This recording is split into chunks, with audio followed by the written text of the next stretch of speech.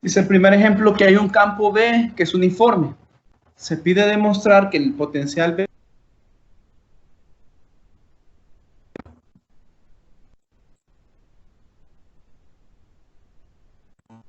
Esta ecuación es general cuando el campo B es uniforme. Entonces, para demostrar eso, básicamente lo que hay que sacar es la divergencia del campo A, el rotor, y deben aparecer las ecuaciones que son conocidas, ¿verdad? Esta de aquí. Divergencia igual a 0 y rotor de potencial igual al campo B. Bien. Para ello, nos vamos a auxiliar de unas identidades que aparecen en el libro de texto. Estas dos. Si quiero sacar la divergencia del producto cruz de dos vectores, vea que acá arriba se están multiplicando. Cuando definimos el potencial vector, se está multiplicando R con B. Bueno, entonces cuando queremos sacar la divergencia de eso, podemos hacerlo trabajando con estos dos términos de aquí. No sé si todos son capaces de identificar en la primera identidad quién es A y quién es B.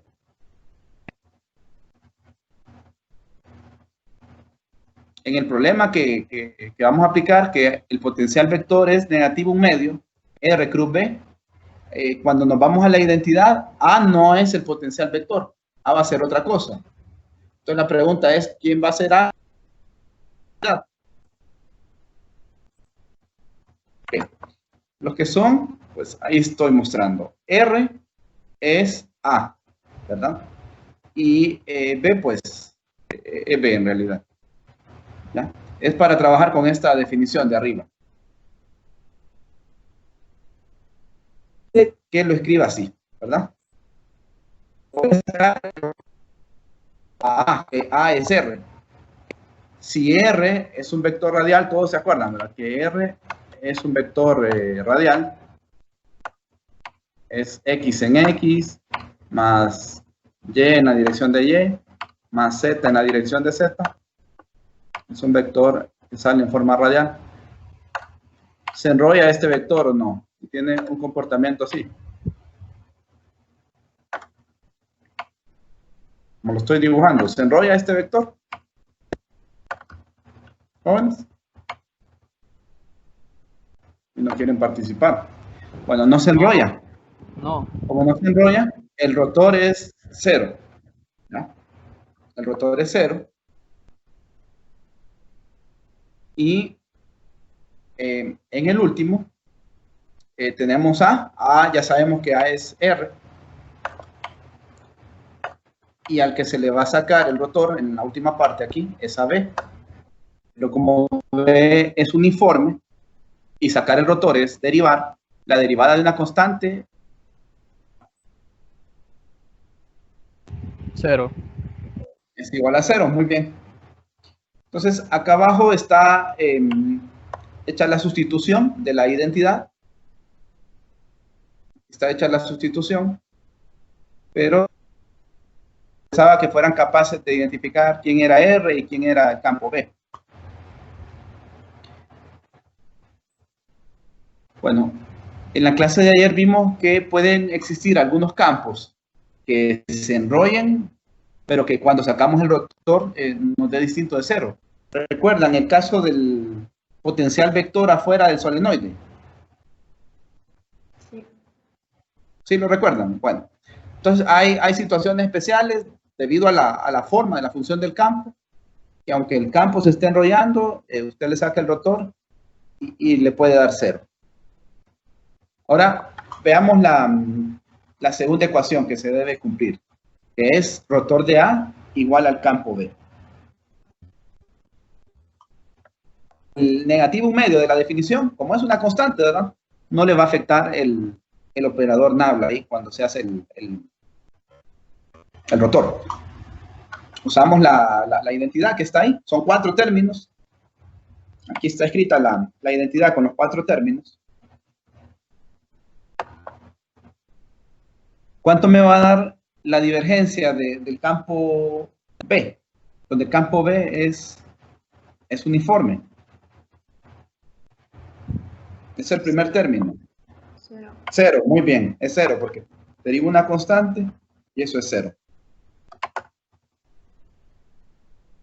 Ahora, ¿cuánto me va a dar la divergencia del vector radial? ¿Cuánto me da la divergencia del vector radial? Ese sí tiene divergencia, ¿verdad? Mire el dibujo en la parte de arriba. Y yo veo que esas líneas parece que salen de una fuente. Entonces, ¿cuánto es la divergencia de ese vector radial? ¿Se acuerdan? Para el que no lo recuerda, ¿cuánto? Las derivadas. Sí, ¿cuánto sería? No, nadie se acuerda. Bueno, lo voy a escribir aquí. El R como vector es en la dirección de X, X. En la dirección de Y, Y. Y en la dirección de Z, Z. Y el operador Nabla, ¿quién sería? Bueno, vamos a escribir también.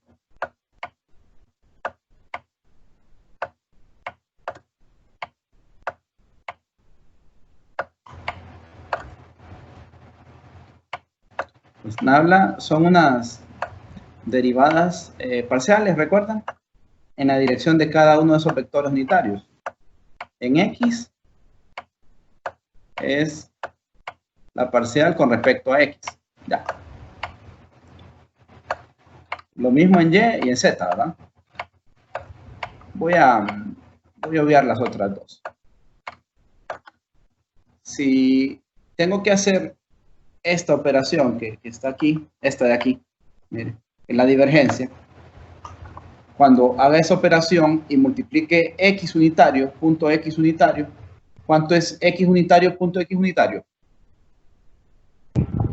1. 1. ¿Y X punto Y unitarios? X unitario punto Y. 0. 0. ¿Y X unitario punto Z? 0. 0, ¿verdad? Entonces, Cero. solo me quedaría un término ahí. Ahora bien, si alguien dice, pero ¿y ese operador que deriva? Bueno, ese operador, al derivar vectores unitarios constantes, porque X unitario, Y unitario, Z unitario son constantes, entonces la derivada de los vectores unitarios va a ser 0. Así que solo me queda un término de aquí. Solo me queda la interacción de esto, ¿verdad? Con el otro término que tengo encerrado aquí en rojo. ¿Ya? ¿Cuánto me daría esa operación? ¿Cuánto me daría? 1, ¿verdad? Porque es x.x, 1. Y derivo x con respecto a x. La derivada de x con respecto a x es 1. Luego tengo que hacer lo mismo en y. En y vuelve a salir otro 1 porque tiene la mismita forma. Y luego en z, que tampoco lo escribí, vuelve a salir otro 1. ¿Cuánto es 1 más 1 más 1? 3. 3, ¿verdad? Entonces ahí va a quedar un 3. Muy bien, sigamos. Antes de pasar al siguiente término, vea, aquí se hace un producto interno de R con el operador, pero está el R primero. Como está el R primero, eso significa que el operador Nabla no va a derivar al vector R, solo se va a hacer el producto interno. A quien va a derivar es al campo B. ¿Y cuánto es la derivada de un campo uniforme? 0, ¿verdad? Entonces, dos de los términos, el primero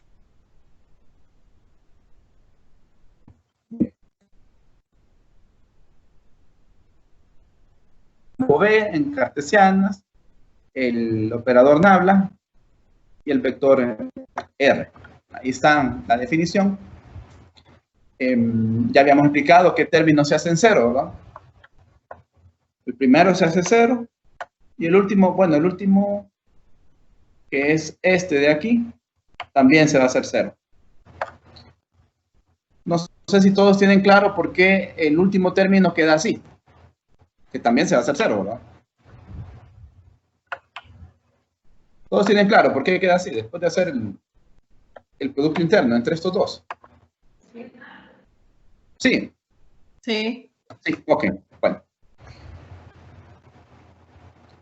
Nos vamos a interesar entonces en los términos del medio, en estos dos términos de aquí. Tenemos el 3, que ya habíamos explicado cómo salía, y queda el campo B, ahí.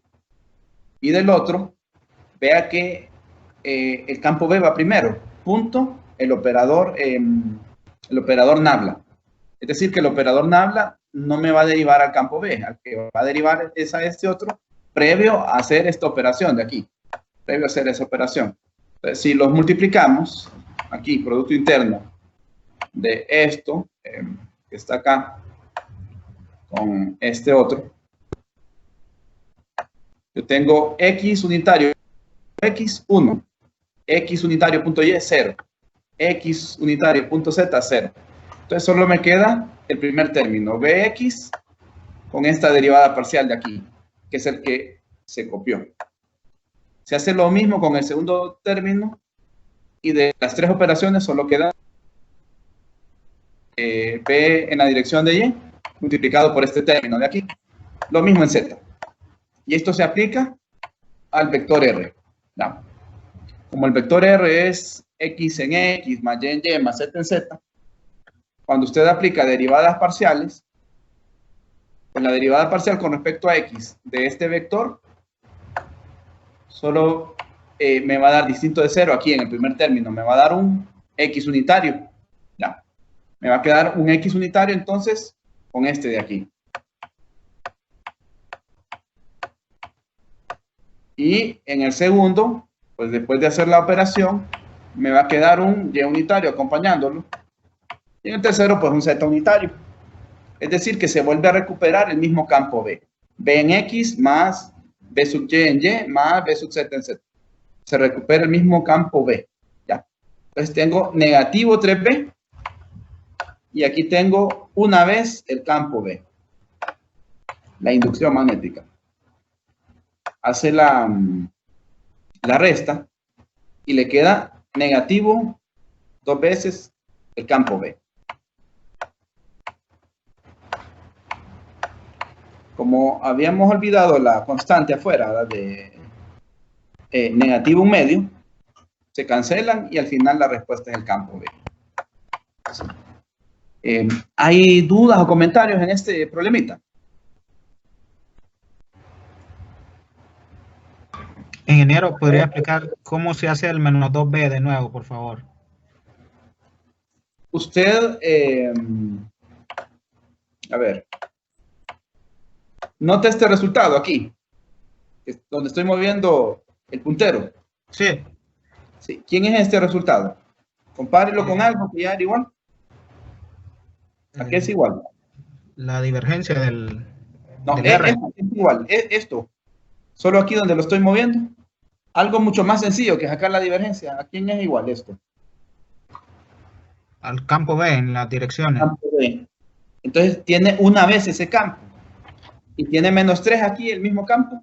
Ah, ok. Listo. ¿Listo? Ok. Sí. Ok, pasemos a otro problemita entonces. Veamos el segundo ejemplo. ¿Qué densidad de corriente produciría el potencial vectorial A igual a K en la dirección de phi, donde K es una constante, en coordenadas cilíndricas? Comenzamos planteando la ecuación de Poisson. Ahí está definida dicha ecuación.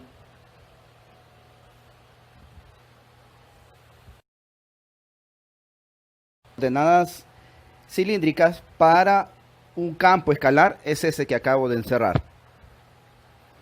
Como estamos trabajando con un vector, eso significa que hay que analizarlo por componentes.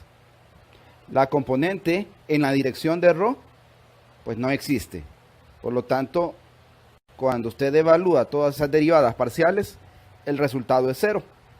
Lo mismo ocurre con la componente en z. Ahora bien, con la componente en phi es una constante k.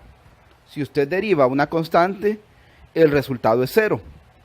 Sin embargo, si en lugar de trabajar con la constante, trabajamos con todo el vector que va en esa dirección, entonces el resultado cambia, ya que el vector phi unitario tiene derivada distinta de 0 con respecto a phi. También el vector rho unitario tiene derivada distinta de 0 con respecto a phi. Cuando se evalúa como vector, así como aparece en esta expresión, pues este es el resultado.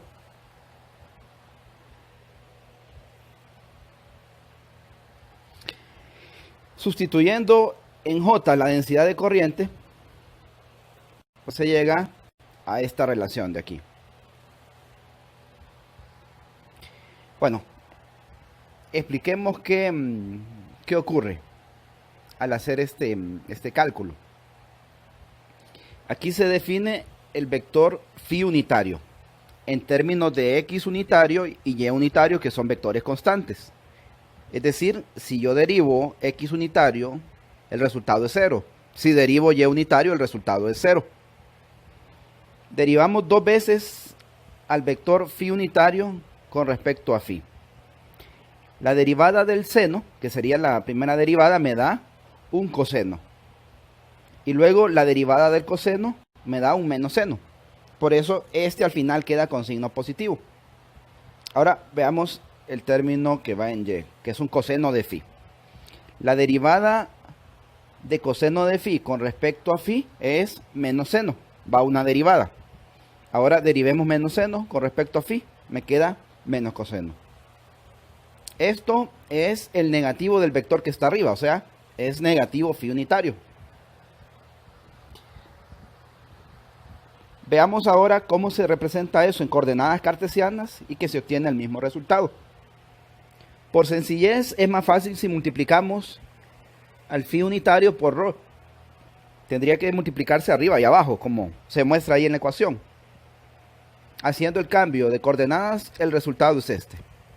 Ahora vamos a hacer el mismo procedimiento en coordenadas cartesianas para que usted pueda notar que lo aborde por un sistema de coordenadas u otro, el resultado debe ser el mismo.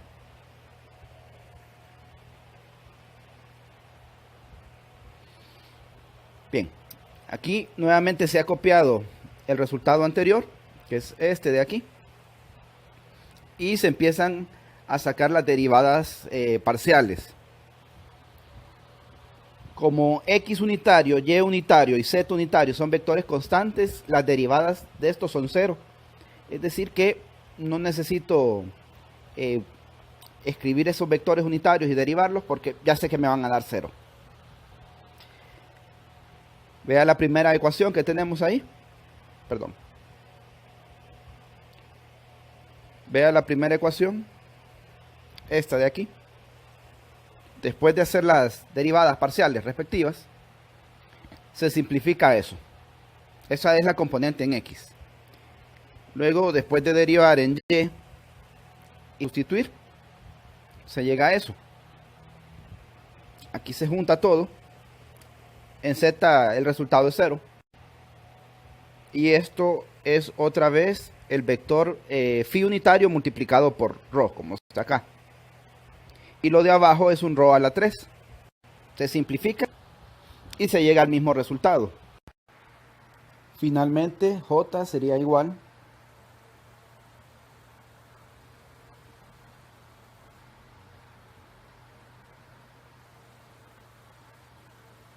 a negativo laplaciano de A sobre mu sub 0.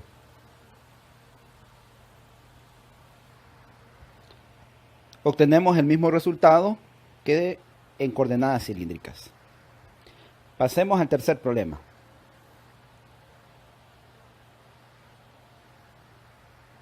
Bien. Dice, determina el potencial vector que produce la línea finita de la figura. Esa línea finita está colocada sobre el eje Z. Comienza en negativo L1 y finaliza en L2.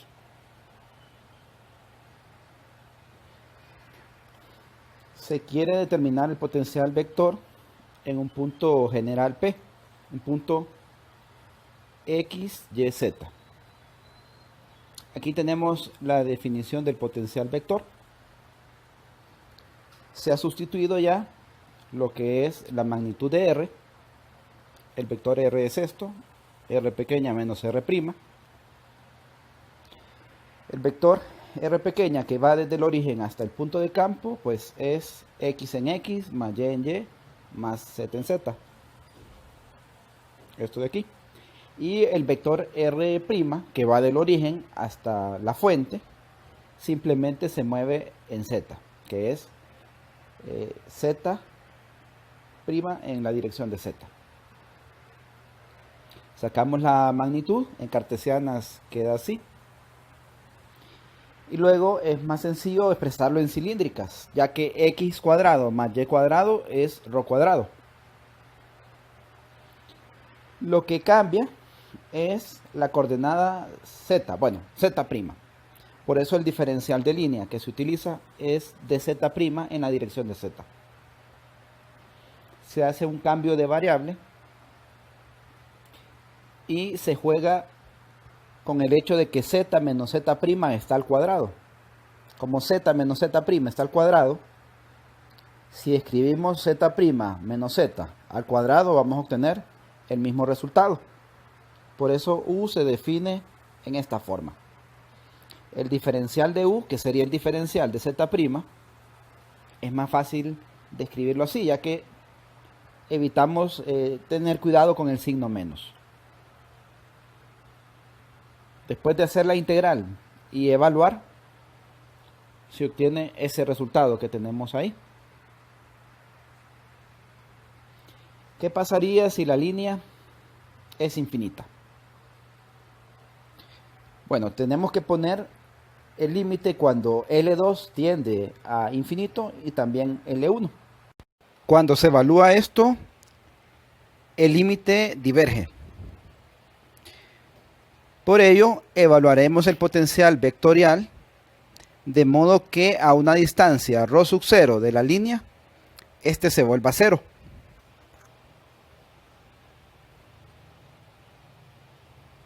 Así como tenemos aquí. Esa es la ecuación que se utiliza definiendo el potencial vectorial igual a 0 a una distancia ρ sub 0 de la línea.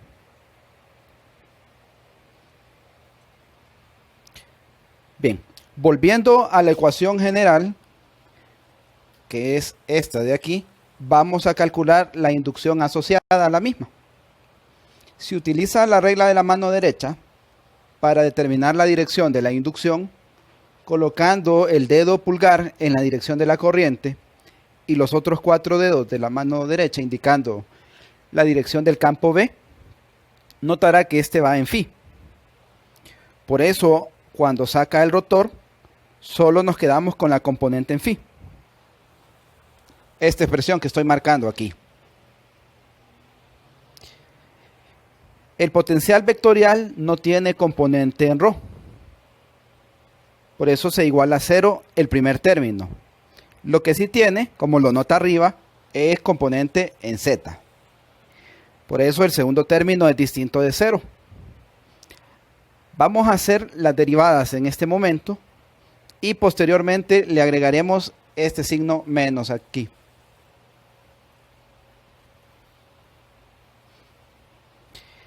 Para derivar ese logaritmo en la forma que aparece arriba es relativamente complicado. Se utilizará la identidad de los logaritmos para convertir la división en una resta. Además, la forma que tiene el numerador L2 menos Z más la raíz es similar a la forma que tiene el denominador. Por ello, se hará la derivada sobre el término de arriba, sobre el numerador, y sobre el segundo solo se acomodarán los signos. La derivada aún así lleva cierto trabajo algebraico. Así que vamos a usar el conjugado para simplificar un poco los resultados. Tenemos aquí la derivada. Siempre que derivemos un logaritmo, recuerde que es 1 entre lo que está dentro del logaritmo, que es esta parte de aquí. Como mencioné antes, voy a multiplicar por el conjugado para simplificar. Claro, se multiplica arriba y abajo. Y por último, la derivada interna del logaritmo. Como es con respecto a ρ, este término de aquí cuando lo deriva es 0. Solo derivamos el radical y aquí está el resultado de la derivada del radical. Se simplifica.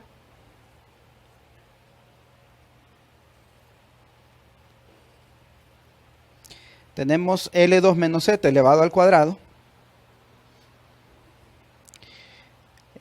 Como es diferencia de cuadrados, va a quedar lo que está dentro de la raíz al cuadrado, o sea que se cancela la raíz y queda restándose. Note que L2 menos z cuadrado se cancela con el otro L2 menos z cuadrado. Solo queda un negativo ρ cuadrado dividiendo. En la parte de arriba tenemos un L2 menos z y tenemos negativo este radical de aquí. De la derivada interna quedó un ρ sobre el radical. Vamos a simplificar algunas cosas. Este ρ del numerador se simplificaría con este negativo ρ cuadrado que queda dividiendo. Tenemos L2 menos z que va a quedar dividido sobre la raíz. Ese no se puede simplificar. Lo que sí se puede simplificar es que aquí radical y aquí abajo también. Entonces, eso nos va a quedar un 1. Bueno, menos 1 si tomamos este signo de aquí. Nos va a quedar un menos 1. Simplificando todo esto, llegamos a la expresión que podemos ver acá. Trabajando con el término que llevaba el L1 y el Z, el cálculo es similar. Aquí está la derivada. Lo que cambia es que aquí era menos L1 menos Z y dentro del radical, como estaban al cuadrado, quedaban positivas las dos. Así queda simplificado. Estos dos términos, cuando se separaron del logaritmo, se restan. Así que saca de factor común el 1 sobre ρ en los dos y me queda el 1 arriba menos un 1 abajo. Se cancelan. Entonces, lo que no se cancela es L2 menos z con el término de abajo que es menos L1 menos z y el radical cambia también en los dos términos. Juntando todo, recuperando las constantes, pues queda esta relación para el campo B. Aquí ya se usó el signo menos que tenía la derivada de AZ con respecto a ρ. Y ese es el resultado que ya se conoce para la inducción.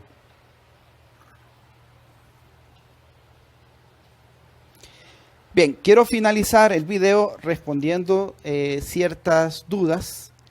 Me escribió a mi correo un estudiante con ellas. Algunas cosas es de recordar conceptos del curso de electricidad y magnetismo 1. Siempre que un campo tiene divergencia y es igual a 0, ese campo pues no tendría fuentes escalares y se le llama un campo solenoidal.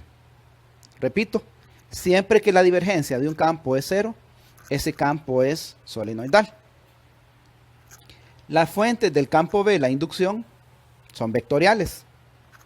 Ahora veamos qué pasa con el potencial vector. Si saco la divergencia y utilizo la norma de Coulomb, eso va a ser igual a 0. Significa que sería solenoidal. Existe cierta ambigüedad cuando se define el potencial vector. Eso se ha mencionado en clase. Suponga que utilizamos esta definición de aquí del potencial vector y la comparo con la definición del potencial escalar que aparece abajo a la derecha. Son similares. Si utilizo esa definición, vería que para el potencial escalar, estas cargas hacen el papel de fuentes. Entonces, volviendo al potencial vector, estas corrientes con el diferencial de línea hacen el papel de fuentes. Serían unas fuentes vectoriales. Sin embargo, como el potencial vector puede tener usted un montón de potenciales vectores asociados al mismo campo B, al tener un potencial vector a daga, puede ser que usted no encuentre una distribución de corriente adecuada para producirlo. Simplemente sea un proceso matemático. O puede ser que sea muy complicado encontrar la distribución de corriente para producirlo. Entonces, debido a ello, en algunas circunstancias, usted puede decir, como aquí, tengo una densidad de corriente asociada a ese potencial vector. Pero en otras hay que tener cuidado, ya que puede ser que no exista una densidad de corriente adecuada. Bien, espero que esto responda a sus dudas y gracias por su atención.